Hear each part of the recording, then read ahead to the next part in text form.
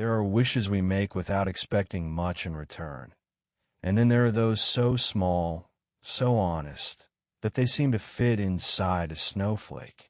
This story began like that, with a simple wish, made on a cold Christmas night, under a moon so bright it seemed to be listening to every word whispered in the silence of the snow.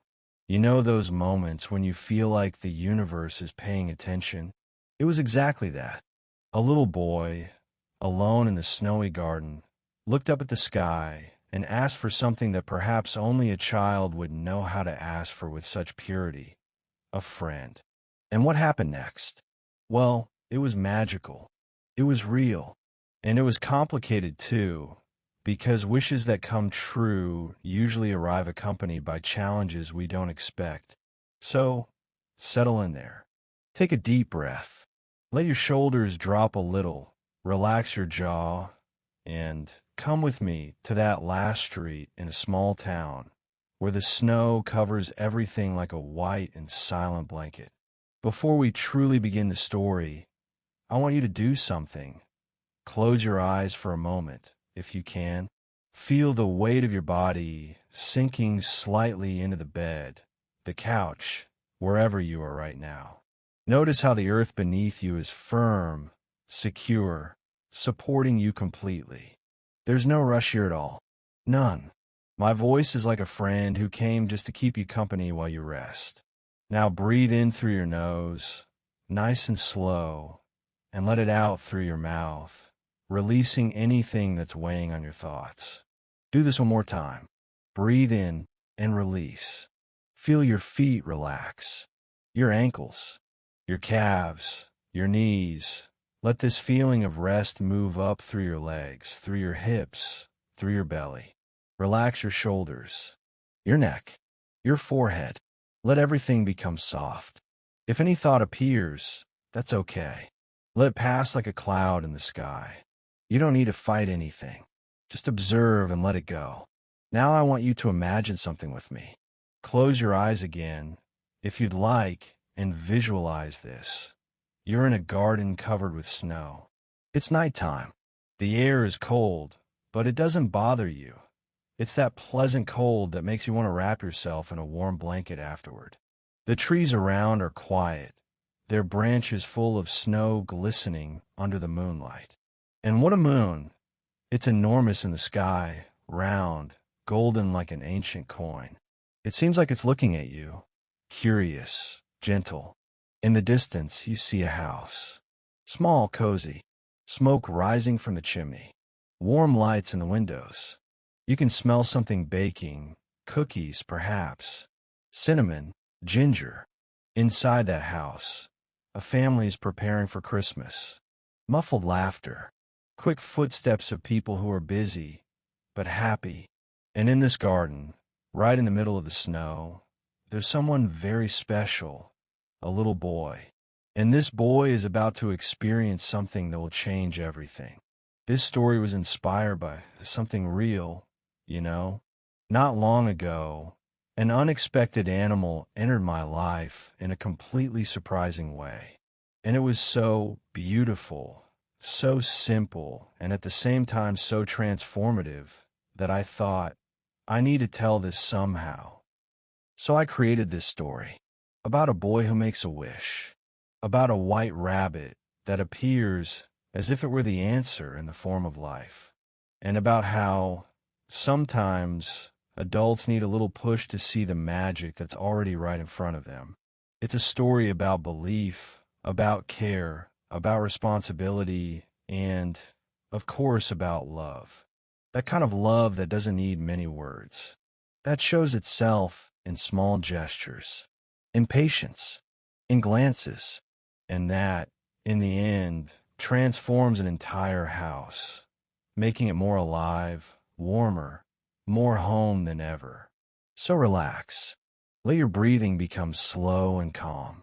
Feel gratitude for the present moment, for being here, now, safe and at peace. Thank your body for carrying you all day. Thank your thoughts, even the complicated ones, because they're part of you. And now, set all of that aside. because the story is about to begin, and you're invited to enter it, to feel the cold of the snow, to see the moon shining in the sky, to meet this brave little boy, and to witness the small but powerful magic that happens when we truly believe, when we ask with an open heart, and when we're willing to care for what is given to us. Ready? Then let's go to the last street in this snowy little town, to Christmas Eve, to the moment when it all began. This is not an ordinary Christmas story. There are no flying reindeer or elves running around. There are no enormous lists of presents or big noisy parties. It's an intimate story, small, silent as falling snow.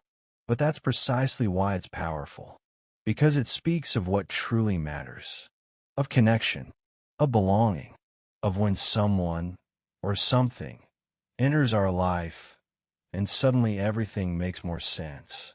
Have you ever felt that? That feeling that something you were missing has finally arrived? That's what we're going to talk about. So breathe one more time.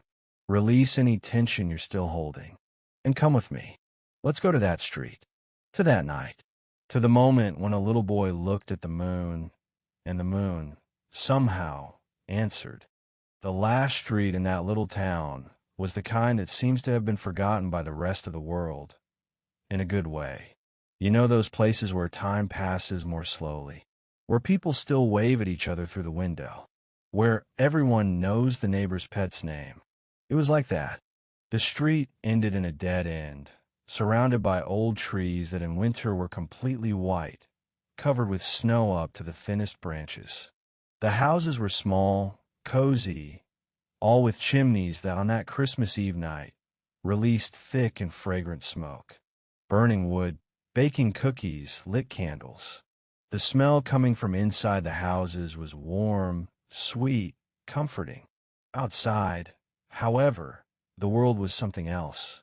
The sky was clear, but sharp, in that way that winter cold makes everything more vivid, more real.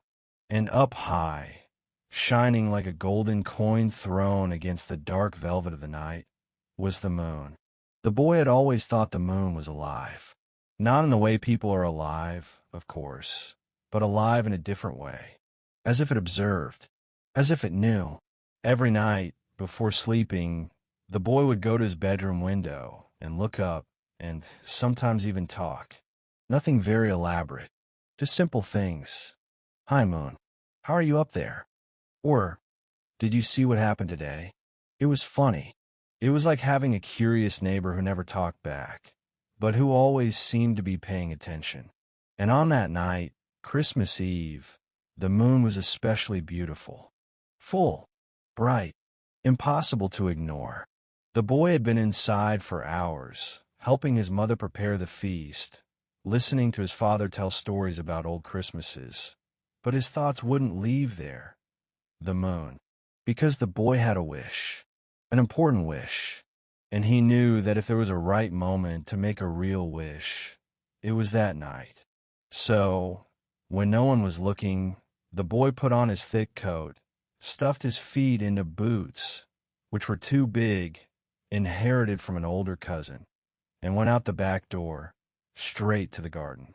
The cold hit his face like a gentle slap, but he didn't care. The snow on the ground was soft, untouched, perfect.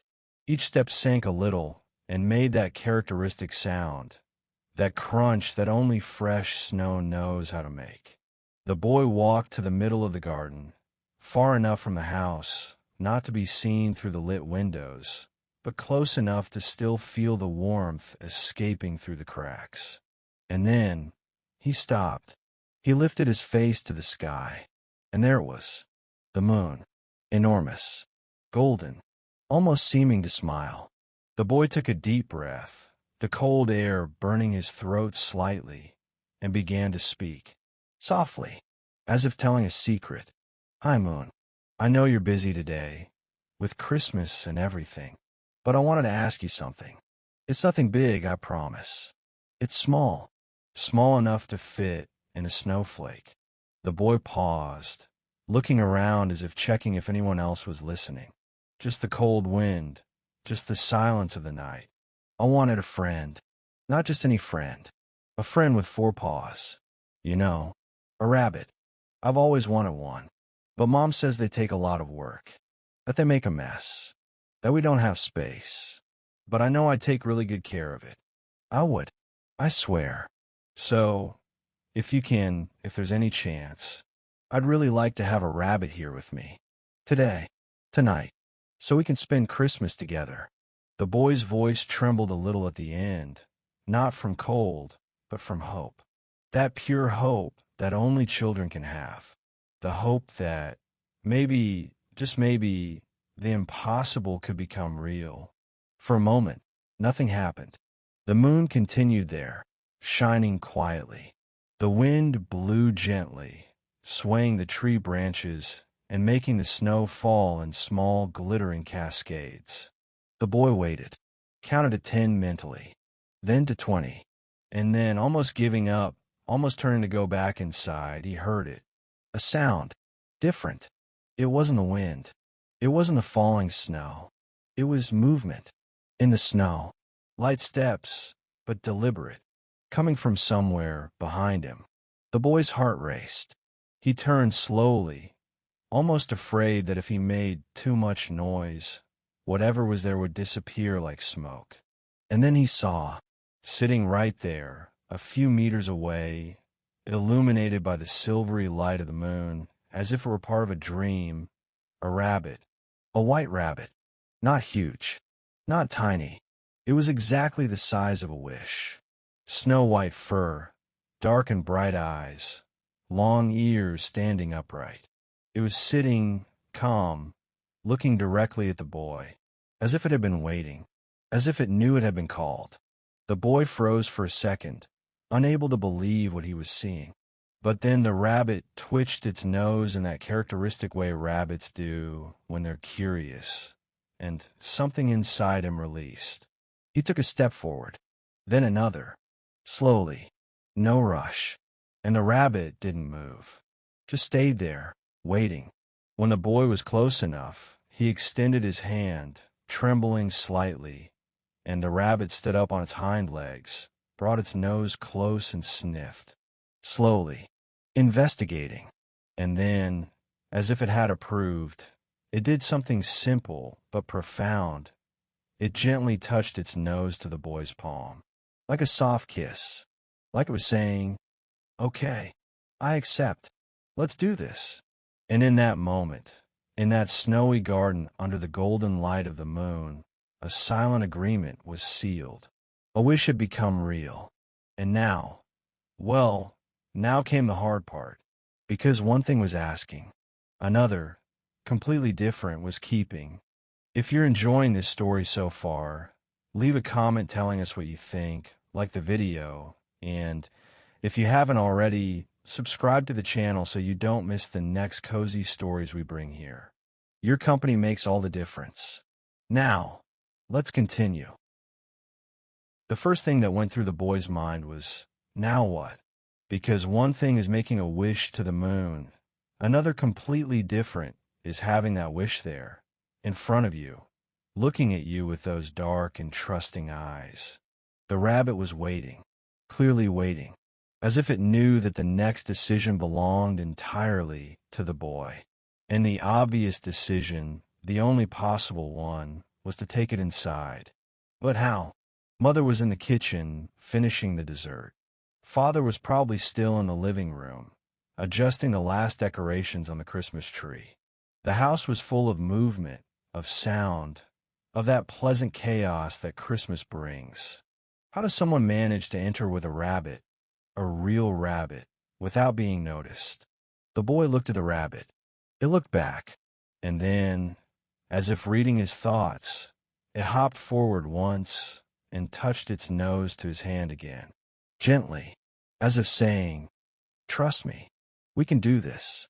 And, while the boy trusted, he crouched down, carefully picked up the rabbit, which was surprisingly soft and warm, and whispered, "You need to stay really quiet, okay?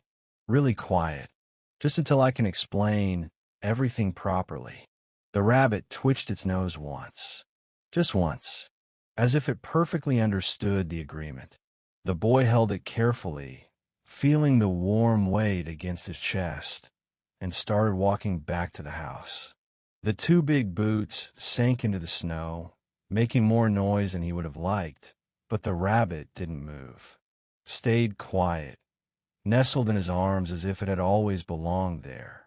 When they reached the back door, the boy stopped, took a deep breath, listened. Inside, he could hear his mother's voice humming some Christmas song, the sound of pots, his father's low laughter coming from the living room. Everything normal, everything as it should be. The boy turned the doorknob slowly, pushed the door with his shoulder, and entered, holding his breath. The warmth of the house hit him like a wave. After the cold outside, it was almost shocking. The air smelled of cinnamon, ginger, melted butter, and pine. The Christmas tree lights blinked softly in the living room. The whole house glowed in that golden and welcoming light that only Christmas nights have. The boy closed the door behind him, took off the two big boots with his feet, without releasing the rabbit, and stood there for a second, planning the next step. The hallway. He needed to get to the hallway. There was a closet there, right after the kitchen, where old coats were kept, extra blankets, things no one used frequently. If he could put it in there, just for a few hours, just until he found the right moment to tell his parents, maybe it would work. The boy started walking, slowly, one foot in front of the other, passing by the kitchen. Mother had her back turned, stirring something on the stove, humming. She didn't turn, didn't see. The boy continued. He crossed the kitchen in slow motion, each step calculated, his heart beating so loud it seemed impossible that no one else was hearing it. When he reached the hallway, he almost sighed with relief. Almost. The closet was there, right ahead. He approached, balancing the rabbit in one arm, and carefully opened the door. Inside, it smelled of mold and mothballs, but there was space. Plenty of space. The boy pushed some old coats to one side, creating a cozy little corner in the back. Then, with all the care in the world, he placed the rabbit inside. It looked at him, confused for a moment, but didn't complain, didn't make a sound, just stayed there, sitting, waiting. The boy pulled an old blanket that was on a shelf and placed it under the rabbit, creating a sort of improvised bed. "It's just for now," he whispered, petting its head one more time. "I promise I'll be back soon. I promise. You'll be fine here. Just, please don't make any noise. Please." The rabbit tilted its head, and then, as if it really understood the gravity of the situation, it lay down, curled up on the blanket, and closed its eyes, as if saying, "You can count on me." The boy closed the closet door, but left a crack. Just a small crack, for some air to enter, some light. Enough so it wouldn't be completely in the dark. He stood there for another moment, his hand still on the door, his heart still racing.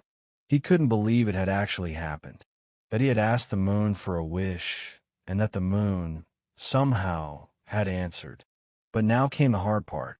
Now he needed to act normally. Go back to the living room. Sit with his parents. Finish Christmas Eve as if nothing had changed. As if there wasn't a white rabbit hidden in the hallway closet, waiting. As if the world was still the same as it was 2 hours ago. But the world wasn't the same. Not anymore. And the boy knew it. He took a deep breath, adjusted his coat, ran his hands over his face to look calmer, and returned to the living room. And when his father asked, "Where were you?" he answered, with the calmest voice he could manage, "Just want to see the moon. It's beautiful today." The night continued as all Christmas Eves continue. The family gathered in the living room. They talked. They laughed. Father told the story of when he was a child and almost broke his nose slipping on ice. Mother served hot chocolate. The tree glowed. The fireplace crackled. Everything was perfect, but the boy could barely pay attention. His head was in the hallway, in the closet, in the rabbit that now, somehow, was his. And while pretending to listen to the stories, while pretending to smile at the right moments, his mind was busy with another thought. A big, heavy, serious thought. Because he realized something important. A realized wish isn't just magical. It comes with responsibility. He had asked for a friend. And now I need to take care of it. Protect it. Ensure it could stay. And that, he knew, wouldn't be easy. But he was willing to try. With everything he had. Because that rabbit wasn't just a rabbit. It was the answer. It was proof that sometimes when you truly believe, the impossible becomes real. When everyone finally went to sleep, the boy waited.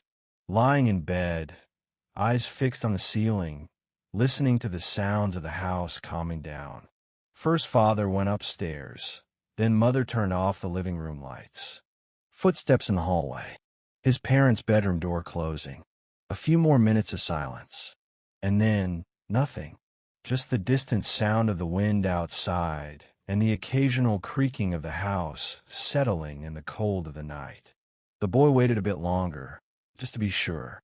And then, slowly he got out of bed, barefoot, walking on tiptoes. Each step was calculated, each movement deliberate. He knew where the floorboards that creaked were, the third before the door, the fifth in the hallway, and he avoided them as if he were disarming invisible bombs. His heart was beating fast, but this time it wasn't just from nervousness. It was from purpose. He had a mission, and the mission was simple. Make sure the rabbit was okay, that it had water, food, comfort, because he knew, deep down, that a wish can disappear if you don't take care of it. He reached the hallway and stopped in front of the closet. The house was so quiet that he could hear his own breathing. He placed his hand on the doorknob, turned slowly, so much that the thing barely made a sound, and opened the door. The crack of light from the hallway entered and illuminated the rabbit, still lying on the blanket, but awake. Its eyes shone when it saw him. Its little tail twitched once against the floor, a restrained movement, as if it also knew it needed to be discreet. The boy crouched down, entered the closet with it, and closed the door almost completely behind him. Inside there it smelled of old fabric and mothballs, but also now of rabbit.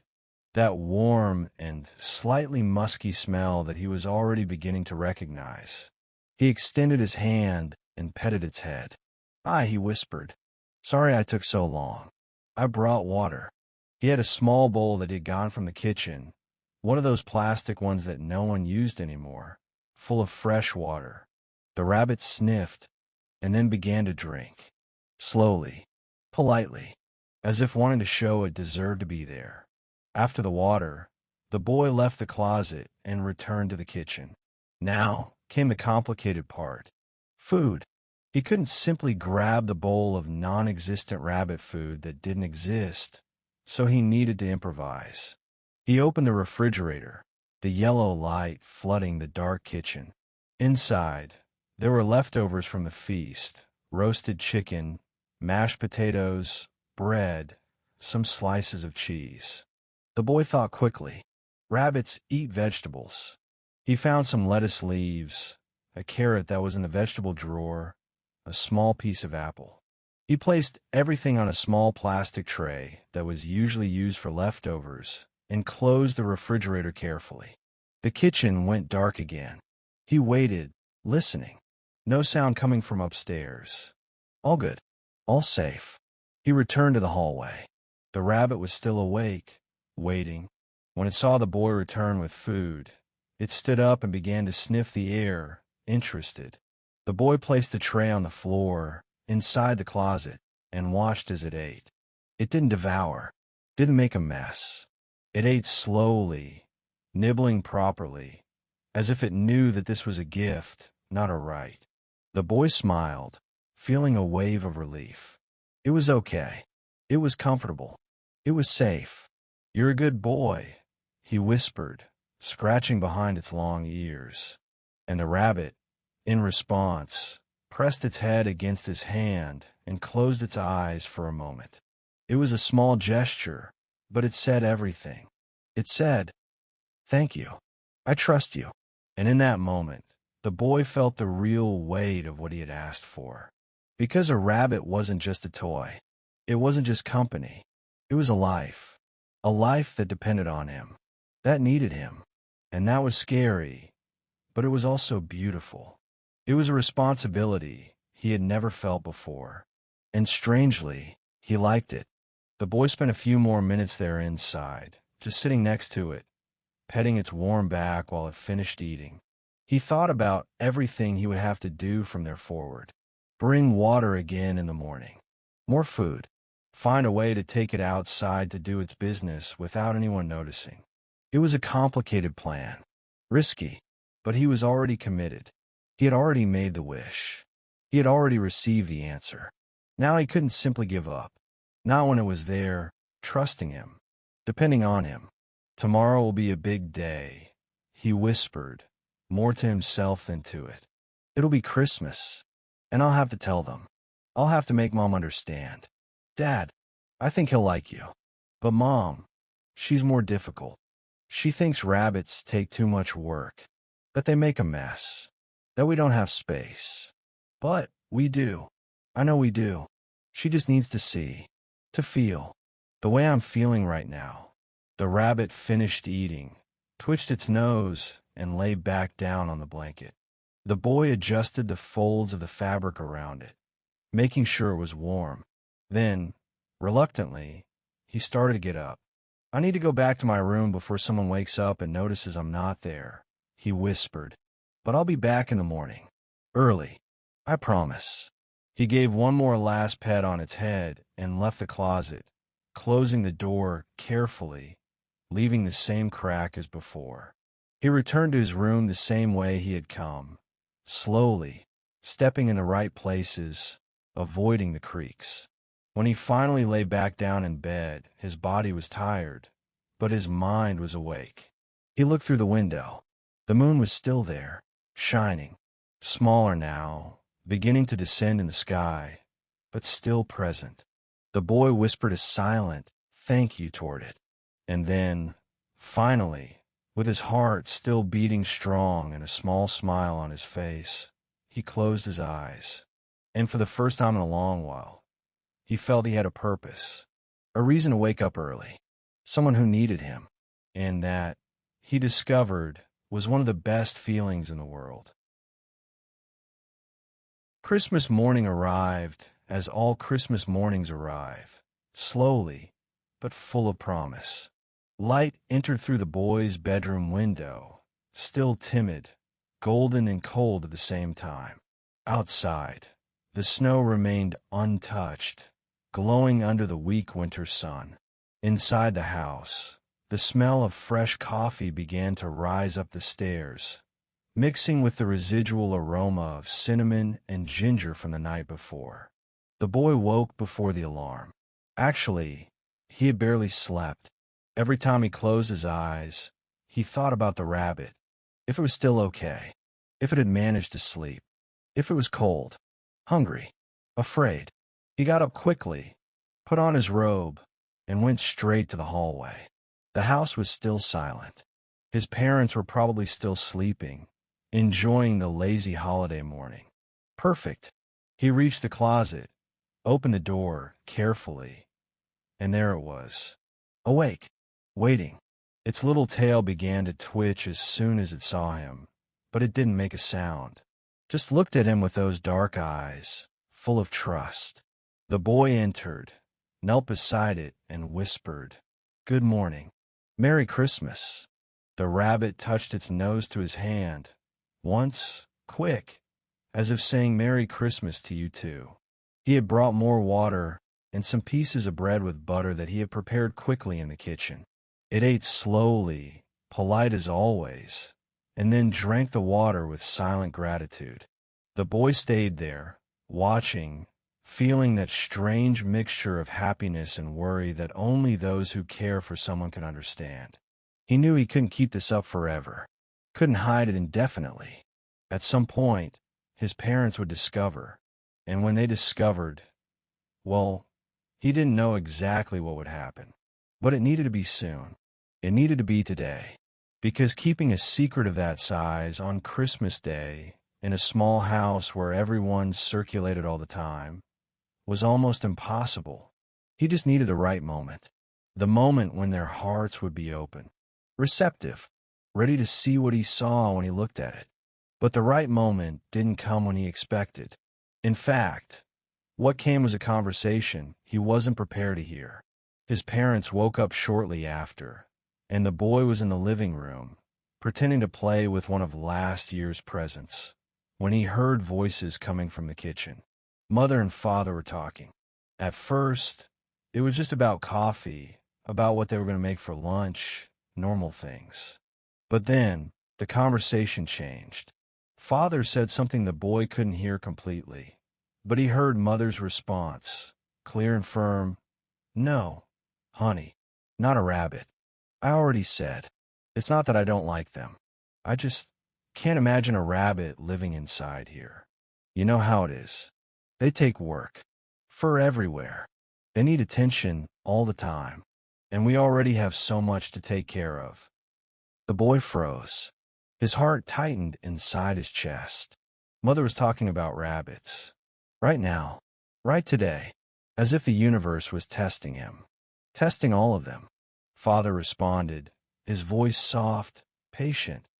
"I know it takes work. But, I don't know. I think there's something beautiful about it. You know? A child with a rabbit. Growing up together. Learning responsibility. Companionship. I had one when I was little. Remember? And it was one of the best things about my childhood." Mother sighed. It wasn't an irritated sigh. It was tired. Honest. "I know. And I understand. But it's different when you're the adult. When you're the one who has to clean up the mess, take it to the vet, make sure it has food, water, exercise. It's a lot of responsibility. And I don't know if I'm ready for that now." The boy felt a wave of dread rise up his throat. Mother wasn't mean, wasn't cruel. She just couldn't see, couldn't feel what the boy felt. Didn't understand that a rabbit wasn't just work. It was love. It was companionship. It was someone who stayed by your side, always, without judging, without asking for anything except affection and care.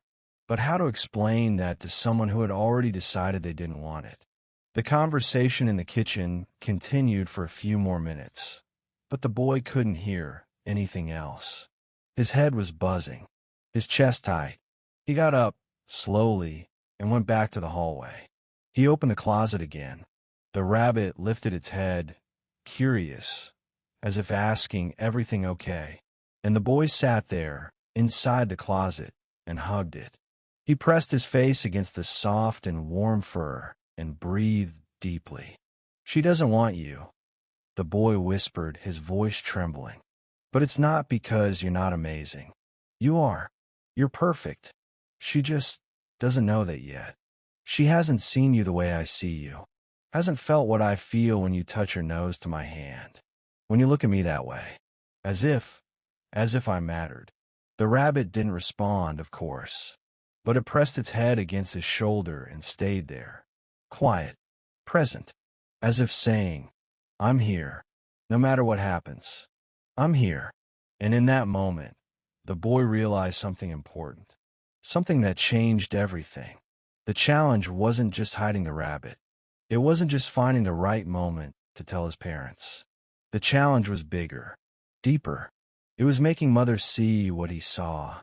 It was opening her heart, which was closed not out of meanness, but out of fear.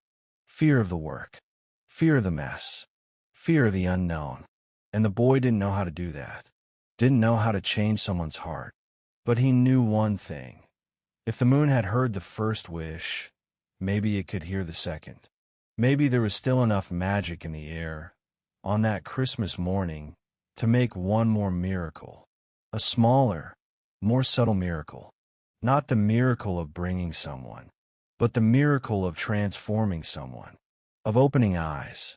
Of softening hearts. So the boy decided he was going to try. He was going to make one more wish. And this time the wish wasn't just for him. It was for Mother, for Father, for the rabbit, for all of them. Because if that rabbit was the answer to the first wish, then maybe the second answer was there too. Waiting. It just needed to be found. The boy waited until mid-morning, when his parents were busy in the kitchen preparing Christmas lunch. The sound of clanging pots, running water, talking voices created the perfect sound cover.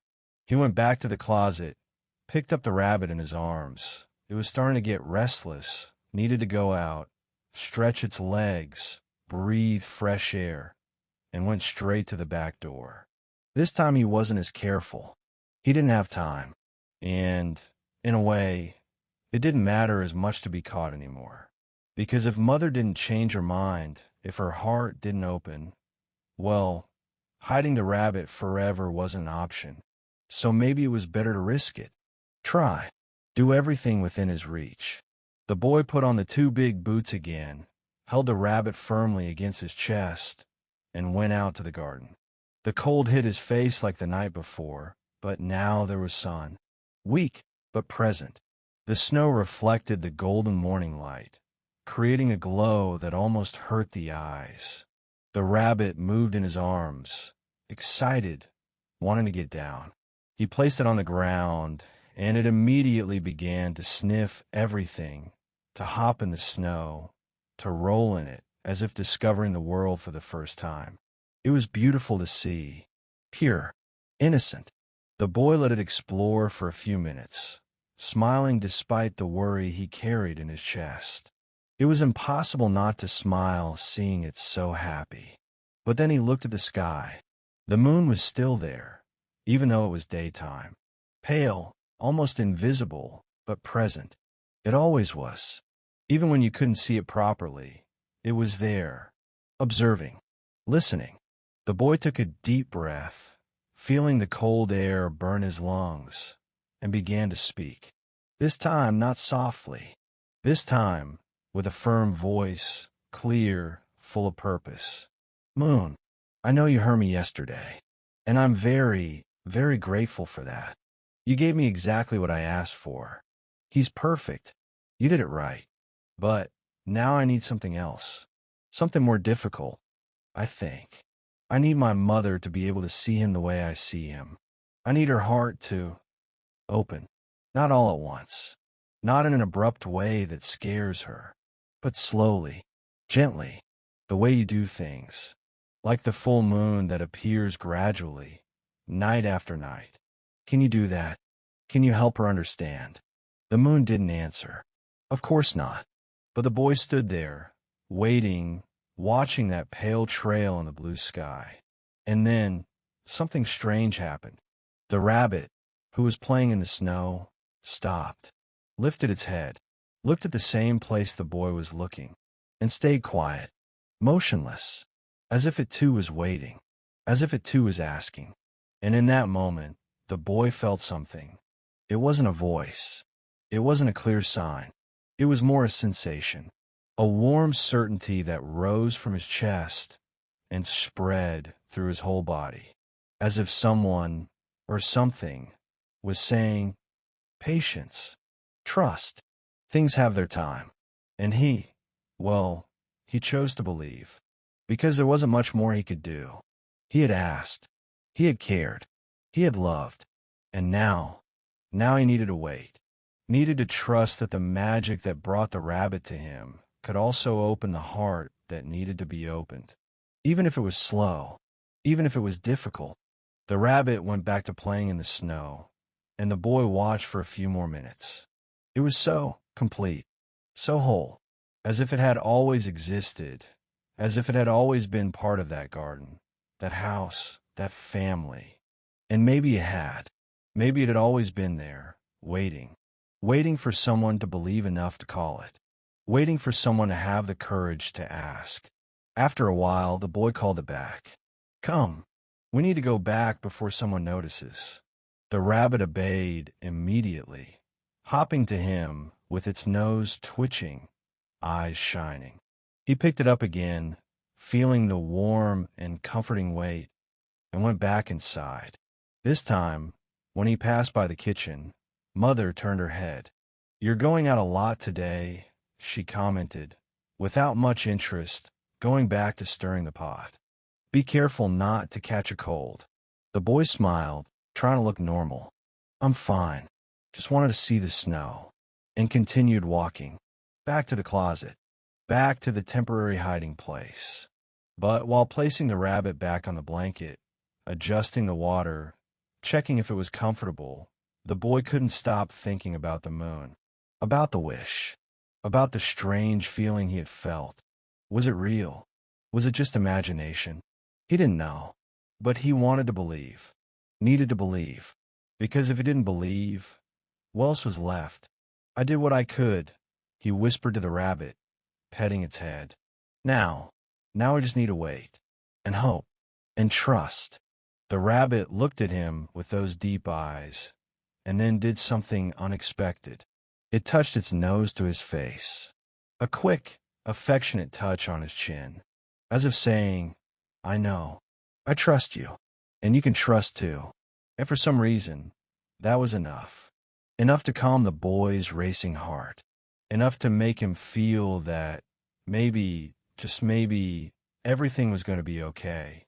Somehow, at the right time, in the right way. The boy closed the closet door again, leaving the crack, and went back to the living room. The house continued full of that warm and chaotic Christmas energy. The tree glowing, presents piled underneath, the smell of food getting stronger and stronger, his parents talking, laughing, moving from one room to another. Everything seemed normal. Everything seemed the same. But the boy knew it wasn't. That something had changed. That a wish had been made. Two, actually. And that the magic, that silent magic that began the night before under the full moon, hadn't finished yet. Was still in motion. Still working. He just didn't know how. Or when. But he believed. Believed with every fiber of his being. And sometimes he discovered believing is already halfway there. The rest, well, the rest needed a little help. And as the boy was about to discover, help was already on its way, coming from an unlikely place, from someone he would never imagine, from an old man with a white beard who, at that exact moment, was looking at the same pale moon in the sky and smiling. Far from there, somewhere between the world we know and the world we believe exists, there was a sleigh. And that sleigh was stopped on a low cloud, surrounded by reindeer breathing steam in the cold air. And sitting in that sleigh, adjusting his thick red coat, was him, the old man, the legendary one, the one everyone knows, but almost no one sees. Santa Claus. He was tired, of course. It had been a long night. Millions of houses, millions of children, millions of wishes. Some simple like dolls and toy cars. Others complex like peace, health, love. He did what he could. He always had. But there was something about that night that bothered him. A strange feeling, as if he had left something unfinished, as if there was a story that still needed an ending. He looked around, searching for the source of that feeling, and then he saw the moon, still shining, even with morning coming. It seemed to be looking at him, not with judgment, but with expectation, as if saying, "There's one more thing, just one more." And Santa Claus, who had been working with the moon for centuries, knew how to recognize that look. He sighed, but it wasn't an irritated sigh. It was almost amused. "All right, old friend," he said, his thick and gentle voice echoing in the cold emptiness around. "What is it this time?" And then, as if the moon had been waiting for that question, he felt it. A vision, a clear image in his mind. A boy, a white rabbit, a closet, a mother who couldn't see, a heart closed not out of meanness, but out of fear, and a wish. Two wishes, actually.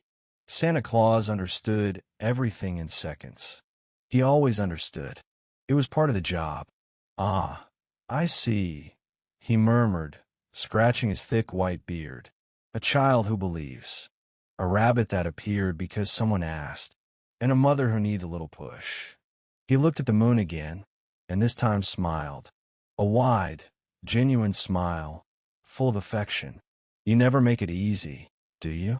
Always with these complicated cases. But all right, I like the complicated ones. They're the most beautiful in the end. And with that, he extended his hand to the air, closed his eyes, and began to work. Not the way people imagine. Not with explosive magic, with lights and sounds, but with something more subtle, something deeper. He called it stardust. He didn't have a better name. It was made from the remnants of shooting stars, mixed with hope, with good memories, with forgotten love. It was gentle, kind, invisible, and its job was simple, to enter dreams, not to control, not to force, but to remind, to show, to open doors that were locked not with keys, but with fear.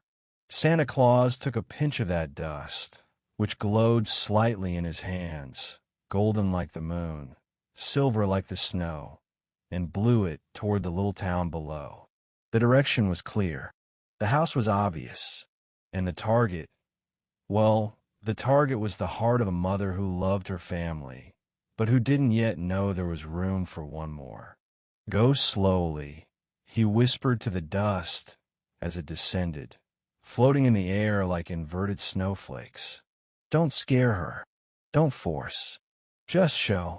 Show what she forgot. Show what she can have. Show that love doesn't diminish when it's shared. It grows.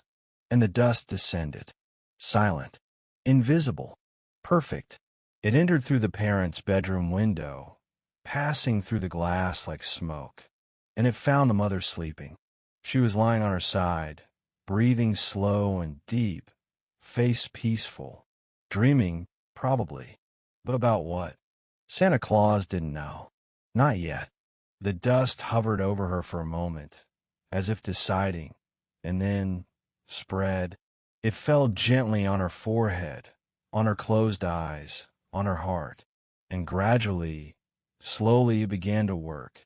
It began to weave a new dream, or rather, to transform the dream that was already there. It wasn't manipulation. It was invitation. An invitation to remember, to feel, to see things from a different angle.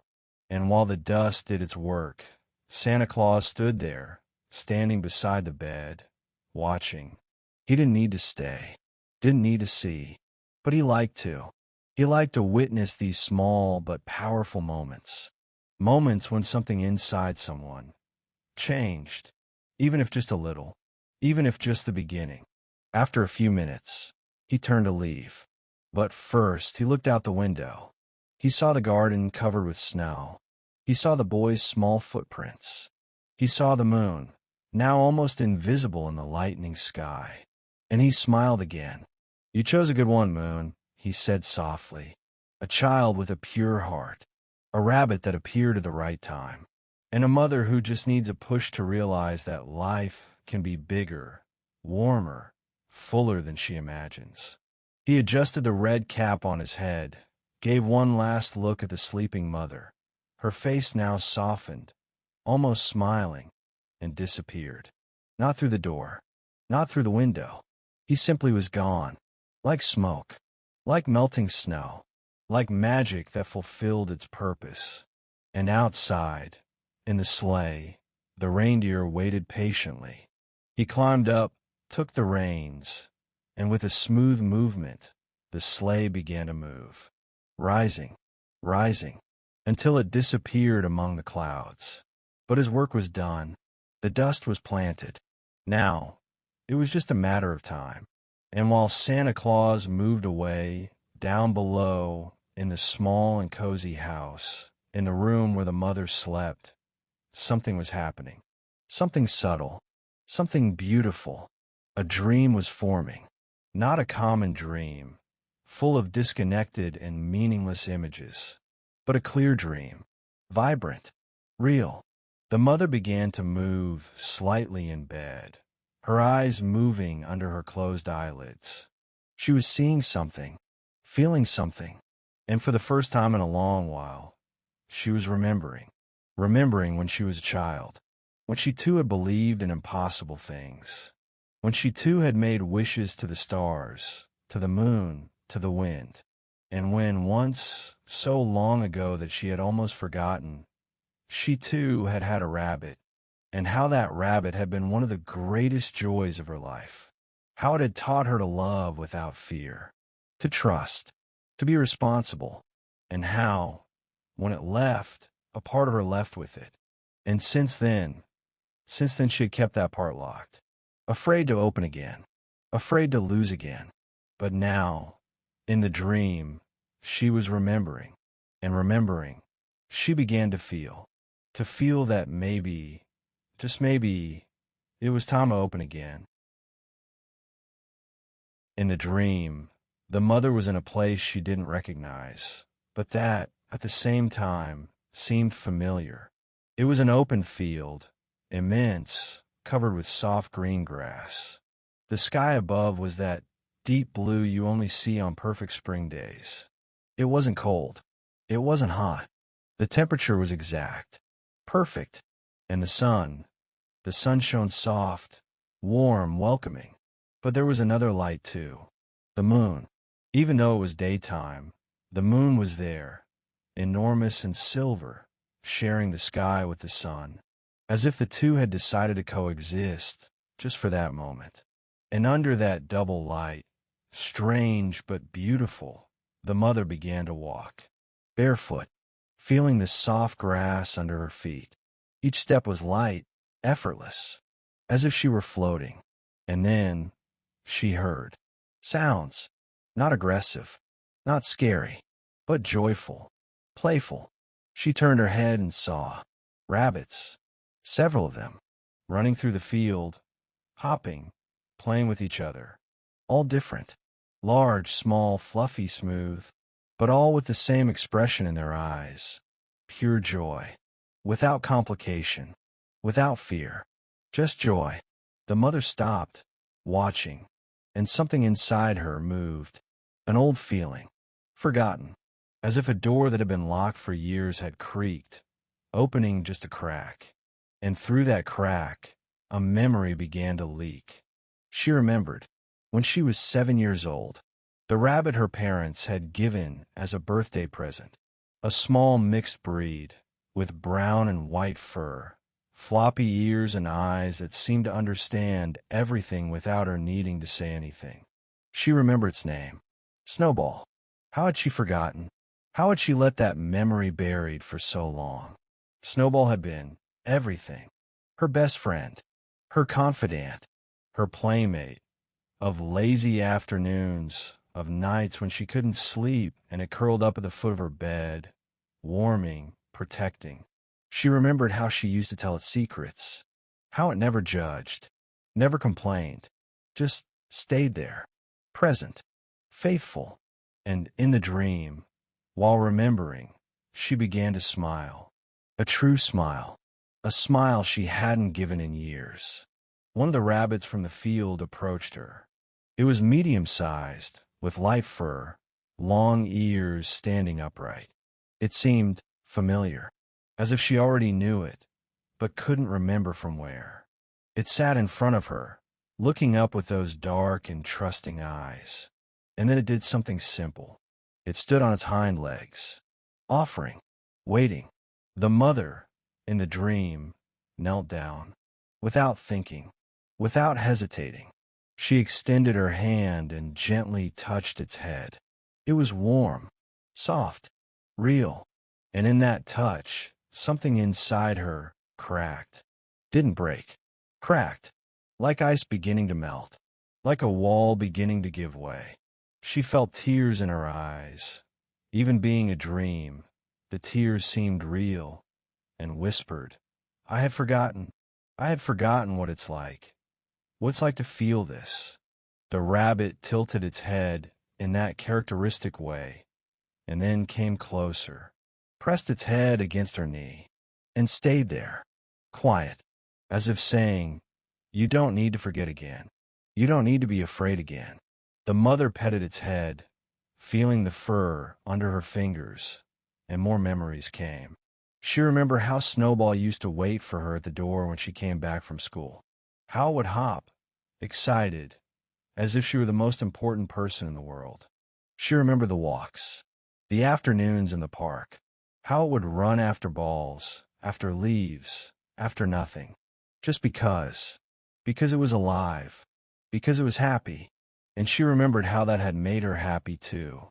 How, when she was sad, it was enough to sit beside it, and everything became lighter, more bearable. She remembered its smell, that rabbit smell that people complain about, but that actually is comforting when you love. She remembered how it slept in her bed, even when her mother complained that rabbits can't sleep in the bed. How it was warm, like a living blanket. How it would twitch in its sleep. How that was funny. And in the dream, she laughed. Really laughed. A laugh that came from deep in her chest. A laugh she hadn't given in so long that she had almost forgotten what it was like. And then the dream changed. She was no longer in the field. She was in a house. Her house. The real house. But different. Fuller. More alive. There were sounds she didn't hear before. Light steps on the floor. The sound of something hopping in the corner. The sound of calm and constant breathing coming from the living room corner. And there was warmth. Not the warmth of the fireplace or the heater, but the warmth of something alive, of something that breathes, of something that loves. She saw her son, sitting on the living room floor, and beside him, a rabbit, the same rabbit from before, the one with light fur and dark eyes. They were playing. The child was laughing. The rabbit was hopping, and the whole house seemed bigger, not physically, but in a way that mattered more, as if there was more life inside those walls, more love, more purpose. The mother, in the dream, watched that scene, and something inside her finally released completely. The fear, the resistance, the idea that a rabbit was just work, just mess, just responsibility. All of that melted, and what remained was simple, clear, obvious. A rabbit wasn't a problem. It was family. She approached, in the dream, and knelt beside the child and the rabbit. The child looked at her, surprised, but happy. "Mom, look, it's amazing, isn't it?" And the mother, in the dream, smiled. Not a polite smile, not a tired smile, but a true smile. Full. "Yes," she answered, her voice soft. "It is." And then she extended her hand, touched the rabbit's head, and felt everything she had forgotten. The connection, the simplicity, the love without complication, and realized she had nothing to fear. That responsibility wasn't a burden when it came accompanied by joy. That mess didn't matter when the house became fuller of life. That space, well, space always exists when you want to make space. And she wanted. For the first time in a long while, she really wanted. The dream began to fade. The colors became softer. The sounds more distant. But the feeling remained. Marked. Engraved. Real. And when the mother began to wake up, slowly, gradually, returning to the real world, she was still smiling. And in her heart, something had changed. Something small, but powerful. A door had opened, and on the other side of that door, there was room for one more. For 4 paws, for a twitching nose, for a simple but complete love. The mother woke up different. She herself didn't know how to explain exactly what, but there was something, a lightness in her chest that wasn't there before, a feeling of space, as if something that was tight had finally released. She opened her eyes slowly, still caught between dream and reality, and for a moment couldn't remember where she was. The bedroom. The bed. Her husband sleeping beside her. Christmas. It was Christmas morning. She turned her head and looked out the window. The snow still covered everything outside, glowing under the weak but persistent sun. And the moon was still there, almost invisible, but present, like a silent witness. The mother sat up in bed, rubbed her eyes, and took a deep breath. The dream. She could still feel it. The field. The rabbits. That specific rabbit. Snowball. How had she forgotten about Snowball? And more importantly, why had she let that memory bury for so long? She shook her head, still trying to process, and got up. She needed coffee, needed to fully wake up. But as she went down the stairs, as the smell of fresh coffee filled the house, she couldn't stop thinking. Couldn't shake the feeling that something was about to happen. Something important. Downstairs, the boy was already awake. He had spent the entire morning in a state of controlled nervousness, alternating between caring for the hidden rabbit and trying to look normal in front of his parents.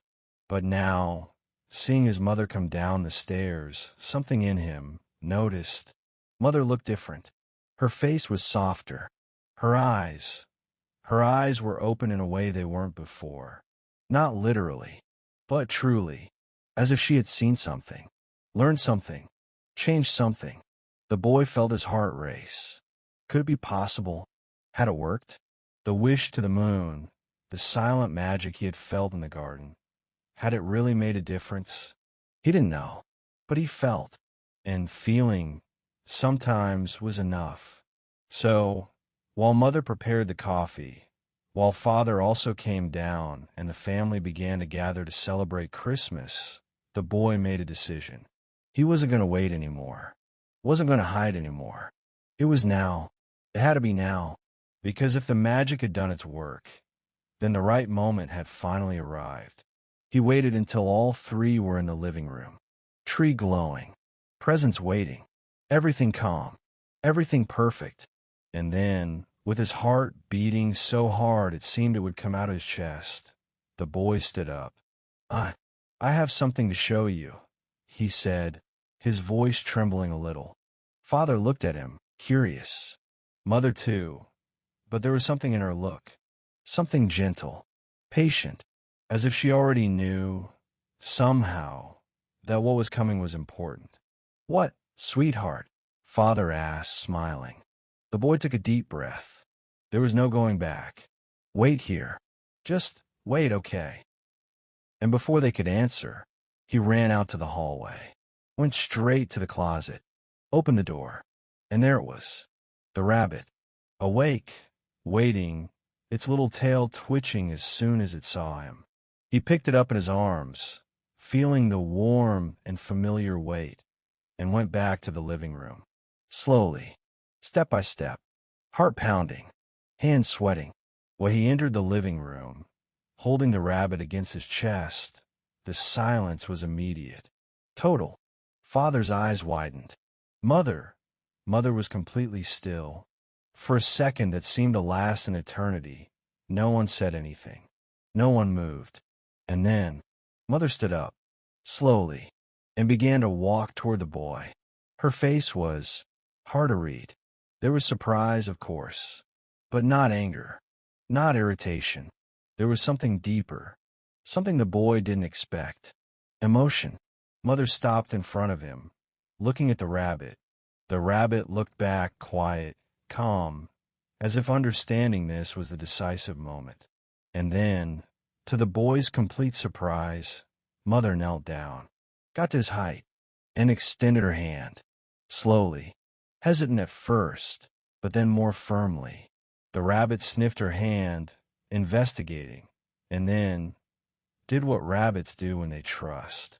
It came closer, pressed its head against her palm, and stayed there. And Mother began to pet it, soft, gentle, as if she were rediscovering something she had forgotten a long time ago. It's adorable, she whispered her voice choked. How did it get here?" The boy, still holding the rabbit, began to speak. Fast, nervous, told everything. The wish to the moon. Christmas Eve. How it had simply appeared. How he had hidden it because he was afraid it wouldn't be allowed to stay. How he had taken care of it. How he had tried to do everything right. Father, who had also approached, was smiling. A big, genuine smile. "You did all that by yourself?" he asked, impressed. "Took care of it. Hid it in here without us noticing." The boy nodded, tears beginning to form in his eyes. I didn't want to disappoint you, but I asked, you know. I asked so much. And when it appeared, I couldn't just let it go. I couldn't." Mother lifted her face, looking at her son now, not at the rabbit. And in her eyes there were tears too. But they weren't sad tears. They were tears of something opening, of something freeing itself. "You didn't disappoint me," she said, her voice firm despite the emotion. You taught me something I had forgotten." She looked at the rabbit again, petting its head, and then looked back at her son. "It can stay. Of course it can. How could I say no after all of this? After what I dreamed last night." The boy blinked, confused. "You dreamed?" Mother smiled. A wet smile, but true. "I dreamed. About rabbits. About memories. About things I hadn't let in for a long time. And when I woke up, I knew something had changed. That I had changed. And now you appear with it. And I know it's not a coincidence." The rabbit, sensing that the tension had finally dissipated, began to twitch its tail more strongly. It freed itself from the boy's arms and went straight to Mother's feet, sitting there, looking up with those trusting eyes, as if saying, "So, can I stay?" And Mother, still kneeling, picked it up, for the first time, felt the weight, the warmth, the life pulsing there, simple and complete. And something inside her finally clicked into place, like a puzzle piece you searched for years and finally found. "It needs a name," Father said, also crouching down, joining the two. "A real name." The boy looked at the rabbit, then at his parents, and smiled. The widest, truest, happiest smile he had ever given. "I know," he said, "but we decide together. The three of us. Because now it's family." And that word, family, echoed through the living room, through the house, through the heart of each of them. And in that moment, on a Christmas morning covered with snow, under a moon that still watched, even invisible, a small family became a little bigger. Not just in number, but in love, in warmth, in life.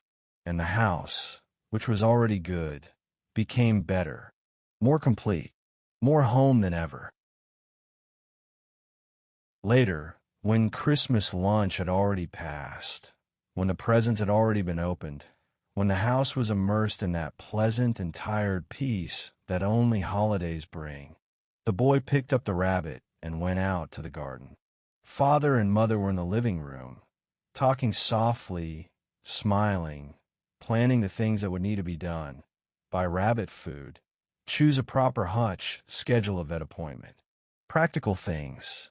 Things that meant this was real, that it was really going to stay, that the magic wouldn't disappear with the end of the day. Outside, the afternoon was beginning to darken. The sun was already low on the horizon, painting the snow golden and pink. And the moon was already appearing on the other side of the sky, still pale but growing, getting stronger as night approached. The boy walked to the middle of the garden, to the same place where he had made the wishes. The rabbit was in his arms, quiet, observing everything with curiosity. And when they reached the right place, the boy stopped. He lifted his face to the sky and began to speak. "Hi, Moon," he said, his voice soft but full of emotion. I don't even know how to thank you. You listened. Both wishes. And you made it happen. Brought him to me. And opened my mother's heart. I don't know how you did it. Don't know if it was just you or if you had help. But it doesn't matter. What matters is that it worked. He's going to stay. We're going to be a real family now. Him, me, mom, dad. All together. The boy paused, feeling the warm weight of the rabbit in his arms, feeling the gentle cold of the air on his face. I promise I'll take care of him. Every day. I'll give food, water, affection. I'll play with him. I'll take him for hops outside. I'll do everything that needs to be done. Because he's not just a realized wish. He's part of me now. And I won't disappoint. Not him. Not you. And then, as if the moon had heard every word, as if it had understood every feeling, it shone. A sudden, strong glow that cut through the evening sky like a silent but clear answer. And the boy smiled, because he knew the moon would always be there, watching, listening, caring in its way. The rabbit, feeling the moment, lifted its head and looked at the sky too, as if it was also grateful, as if it knew, somehow, that it had been called, that it had been chosen, that it had found the place where it should be. And in that moment, under the double light of the setting sun and the rising moon, the boy and the rabbit stayed there, together, in silence, just existing, just being. And it was perfect. It didn't need anything else. Didn't need words. Just needed that connection, that certainty, that some wishes, when made with a pure heart, when cared for with love, when believed with all strength, become real. And not just real, but permanent, lasting, true. After a few more minutes, the boy heard Mother's voice calling from the door. "Come inside, sweetheart. It's getting cold." And he obeyed. He turned, gave one last look at the moon, which now shone completely, owner of the darkening sky, and went back to the house, the rabbit in his arms, his heart full, his smile impossible to erase. Inside the house, everything was warm, the fireplace crackling, the Christmas tree lights still blinking softly, the smell of fresh coffee and cinnamon cake. Father was on the couch, already with the rabbit on his lap, because, yes, he had immediately fallen in love too. Mother was beside him, petting the rabbit's head, laughing at something Father had just said. And the boy, seeing that, felt a wave so great of happiness that it almost didn't fit inside him. It was exactly this, exactly what he had asked for. Not just a rabbit, but this feeling, this completeness, this full, warm, alive house. He sat on the floor, near his parents, and the rabbit immediately jumped from Father's lap and went to him, curling up in his lap, sighing satisfied, as if saying, "This is it. This is my place." And it was. It always would be, because that house, which was already good, was now perfect, not because it had more furniture, more space, more things, but because it had more love, more life, more reasons to wake up happy, more reasons to be grateful. And that was everything. And now here, on the other side of this story, I want you to do something. If you haven't already, settle in completely. Adjust your pillow. Pull up your blanket. Let your whole body relax. Release your shoulders. Relax your jaw. Feel the weight of the day's tiredness sliding down your muscles, leaving through your toes, leaving you lighter, looser. Take a deep breath. Breathe in through your nose. Hold. And release through your mouth. One more time. Breathe in and release. Let your thoughts go away, like clouds passing in the sky. You don't need to hold them. You don't need to solve anything now. Now is just for resting, for existing, for being here, in this moment, safe and at peace. And while you rest, remember, there are wishes worth making. There are requests that, when they come from the heart, find an answer. Not always in the way we expect, not always in the time we want, but they find it. And when they find it, when the magic happens, life becomes bigger, fuller, more complete. So believe, whenever you can, whenever you feel like it. Make your wishes, take care of them, and trust that somehow, at the right moment, they will come true. Good night, or good rest, or just be well. And if you look out the window today and see the moon shining up there, know that it's seeing you too. And maybe, just maybe, it's listening to what you have to say. So don't be afraid to speak, to ask, to believe. Because there is magic in the world. There still is. There always has been. It just waits for us to believe in it enough to call it. And when we call, it answers. In its way, in its time. But it answers. It always answers. And with that, this story ends. A boy who believed. A white rabbit that appeared. A mother who changed. A family that grew. And a moon that, silent and faithful, continues up there, shining, watching, waiting for the next wish, the next desire, the next small magic that's about to happen. Maybe the next one will be yours. Rest well and dream beautifully. You deserve it.